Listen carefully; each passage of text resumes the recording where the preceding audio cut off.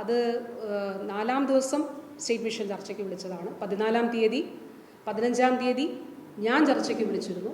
ചർച്ചയ്ക്ക് വിളിച്ചില്ല എന്നുള്ള തെറ്റായ പ്രചരണം നടന്നു. അതൊന്നും സാരമില്ല, അതൊന്നും പ്രശ്നമുള്ളതല്ല, സത്യം മറയ്ക്കാൻ പറ്റില്ലല്ലോ. അപ്പോൾ 15-ാം തീയതി ചർച്ച നടത്തിയിരുന്നു. അതിനുശേഷം വീണ്ടും ഇങ്ങനെ മുന്നോട്ട് പോകുന്ന സാഹചര്യത്തിൽ ആണ് ചർച്ചയ്ക്ക് സ്റ്റേറ്റ് മിഷൻ വിളിച്ചത്. അതിന് തുടർച്ചയായിട്ടാണ് ഞാനും ചർച്ചയ്ക്ക് വിളിച്ചത്. വളരെ വിശദമായി ചർച്ച ചെയ്തു. അവരുന്നയിച്ച ഇപ്പോൾ ഒരു PHCയിൽ 25 ദിവസം ആശ വീട്ടിൽ പോകണമെന്ന് പറയുന്നുണ്ട്, വീടുകൾ സന്ദർശിക്കണമെന്ന് പറയുന്നുണ്ടെന്ന് പറഞ്ഞു. അങ്ങനെ സ്റ്റേറ്റ് ഗൈഡ് ലൈൻ ഇല്ല. ഏതെങ്കിലും മേഖലയിലോ പ്രദേശത്തോ ഒരു ആരോഗ്യ കേന്ദ്രമൊക്കെ കേന്ദ്രീകരിച്ച് അങ്ങനെ ഉണ്ടെങ്കിൽ പരാതിപ്പെടാൻ പഞ്ചായത്ത് പ്രസിഡന്റ് അധ്യക്ഷനായിട്ടുള്ള സമിതിയുണ്ട്, പഞ്ചായത്ത് തലത്തിലുണ്ട്, ജില്ലാ തലത്തിൽ സമിതിയുണ്ട്, സ്റ്റേറ്റ് തലത്തിലും പരാതിപ്പെടാം. അതാണ് വളരെ കൃത്യമായി പറഞ്ഞത്.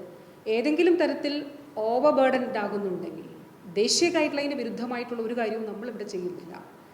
അപ്പോൾ അതിന് അപ്പുറത്തേക്ക് എന്തെങ്കിലും ഉണ്ടോ എന്നുള്ളത് ഞാൻ മീറ്റിങ്ങിൽ ഓപ്പണായി ചോദിച്ചതാണ്. അപ്പോൾ അങ്ങനൊരു കാര്യം ഇല്ല എന്നുള്ളത് പറയുകയും അങ്ങനെ എങ്കിലും ഉണ്ടോ എന്നുള്ളത് ഒന്നുകൂടി പരിശോധിക്കുകയും ചെയ്യാമെന്ന് പറഞ്ഞു. ഞാൻ പറഞ്ഞു പരിശോധിക്കാം, അങ്ങനെ ഉണ്ടെങ്കിൽ നമുക്കതിൽ ഇടപെടാമല്ലോ.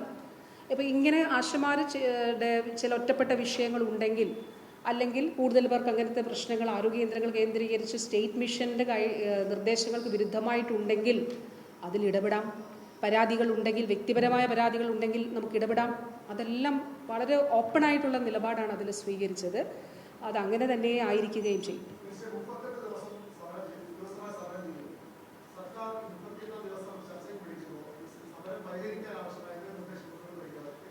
അരുൺ, ഞാൻ 4-ാമത്തെ ദിവസം ചർച്ച ചെയ്തത് റിപ്പോർട്ട് ചെയ്തിട്ടുണ്ടല്ലോ അല്ലേ? 5-ാം ദിവസം ഉണ്ട്. അപ്പം ഞാനിത് 2-ാം തവണയാണ് ഞാൻ വിളിക്കുന്നത്.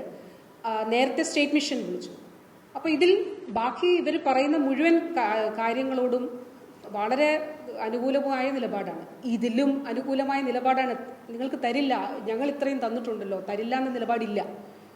ഇപ്പോൾ കഴിഞ്ഞ ദിവസം ഒരു ആശാപ്രവർത്തകരുടെ ഒരു വിഷയം, ഇവിടെ സമരത്തിലുള്ള ഒരാളുടെ വിഷയം ഞാൻ ഇങ്ങനെ മീഡിയയിലൂടെ ഉണ്ടെന്ന് ഒരാളുടെ ശ്രദ്ധയെ എൻ്റെ ശ്രദ്ധപ്പെടുത്തിയപ്പോൾ ഞാൻ SHOയോട് ചോദിച്ചു, ഇൻഷുറൻസ് ഉണ്ടോ?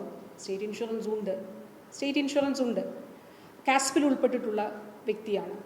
അപ്പോൾ ഇത് ഒരു കൺസേൺ ഉള്ള ഗവൺമെൻറ്റാണോ കേരളത്തിലുള്ളത്? അങ്ങനെ അല്ലാതെ എന്ത് പ്രചരണങ്ങൾ നടക്കുന്നുണ്ടാവാം. പക്ഷെ നമ്മുടെ സത്യം ഇതാണ്, യാഥാർത്ഥ്യം ഇതാണ്. 38-ാമത്തെ ദിവസം അല്ല, 4-ാമത്തെ ദിവസം ചർച്ചയ്ക്ക് വിളിച്ചു. 4-ാമത്തെ ദിവസം 5-ാമത്തെ ദിവസം മന്ത്രിതലത്തിൽ ചർച്ച നടത്തി.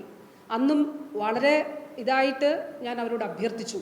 ഇന്നും അഭ്യർത്ഥിച്ചു, ദയവായിട്ട് നിങ്ങൾ കേൾക്കണം, ദയവായി ഇതിൽ ഈ 2 കാര്യങ്ങളുമാണ്. 21,000 രൂപ എന്നുള്ളത് ഇപ്പോൾ ഉള്ളത് 21,000 രൂപ ആയിട്ട് വർദ്ധിപ്പിക്കണം. അതോടൊപ്പം ഇപ്പോൾ അതിലൊരു കാര്യമുള്ളത്, ഇപ്പോൾ നമ്മൾ ലിസ്റ്റ് കൂടി ഉണ്ടായിരുന്നു. ഒരു ദിവസം ഫീൽഡിൽ പോകുന്ന ആശാപ്രവർത്തകയ്ക്ക്, ഒരു ദിവസം അല്ലെങ്കിൽ 2 ദിവസം ഫീൽഡിൽ പോകുന്ന ആശാപ്രവർത്തകയ്ക്ക് 10,000 രൂപ എൻഷ്യൂർഡാണ് ഈ മാനദണ്ഡങ്ങൾ കൂടി പിൻവലിച്ചതോടുകൂടി. അതായത് 7,000 രൂപ ഓണറേറിയം, 3,000 രൂപ ഫിക്സ്ഡ് ഇൻസെൻറ്റീവ്. ആ ഒരു ലിസ്റ്റ് കൂടി ഇതിൻ്റെ ഭാഗമായിട്ട് ഉണ്ട്. ഇതിൽ ഓരോരുത്തരുടെയും പേര് പറഞ്ഞ് ഞാൻ ഈ പച്ച മാർക്ക് ചെയ്തതെല്ലാം അതിൽ കാണാനായിട്ട് കഴിയും. ഞാൻ വ്യക്തിപരമായിട്ടുള്ള അവരോട് ഞാൻ ഈ കാര്യങ്ങൾ പറഞ്ഞു. ഇന്ന വ്യക്തിക്ക് ഇത്രയുമാണ് അവർ ബോധ്യപ്പെട്ടിട്ടുള്ള കാര്യമാണ്.